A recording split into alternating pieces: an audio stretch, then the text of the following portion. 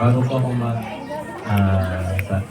bumati po, thank you po pala sa lahat ng mga tao po sa tumulong. Wala po kagabi at yun nga po, parang tutuloy na hindi.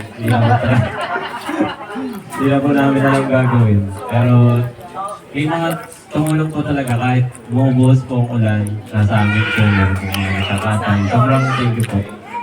At ganyan din po sa mga tita na kahit malayo po sila sa Pampanga, tapos malayo pa lang po, may planning na talaga.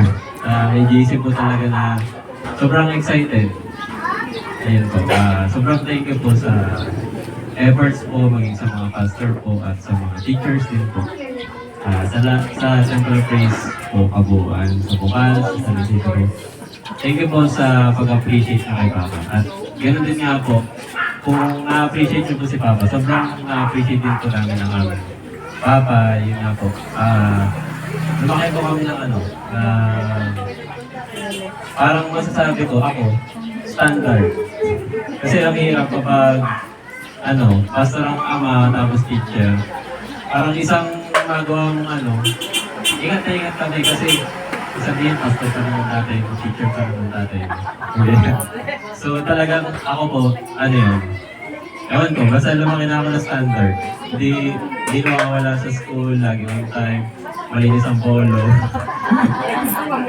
Hindi nga rin po ako nakikipag-usap sa hindi na po kumatayo sa upuan. Yun, standard lang po.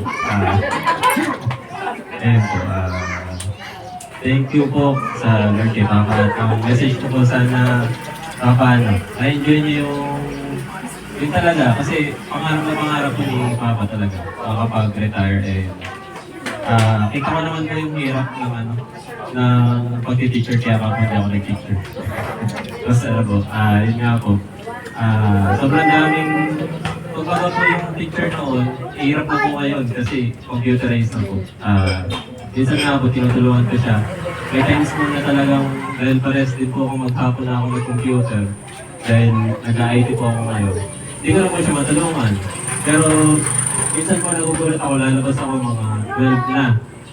Pag lalabas po ako sa kwarto, nakikita ko gumagawa pa rin siya. So talagang grabe po ang hirap ng pag-teacher, pero yun nga po. Ewan ko, pares kami ni Papa na kapag may responsibility kami or deadline, parang hindi kami mapakali na hindi gagawin yun. Or hindi mamimit yung may deliver kung ano naman yung responsibility niya. So yun nga, marami akong natutunan kay Papa at dahil nga doon, ayun, may mga tao rin nakaka-appreciate sa akin. So sobrang thankful ako sa kay Papa, sa family namin. At sana nga, I-enjoy niya talaga at makapag-mission siya at sana tulungan din kami ni Lord para kami naman yung magpapabangon kay Papa.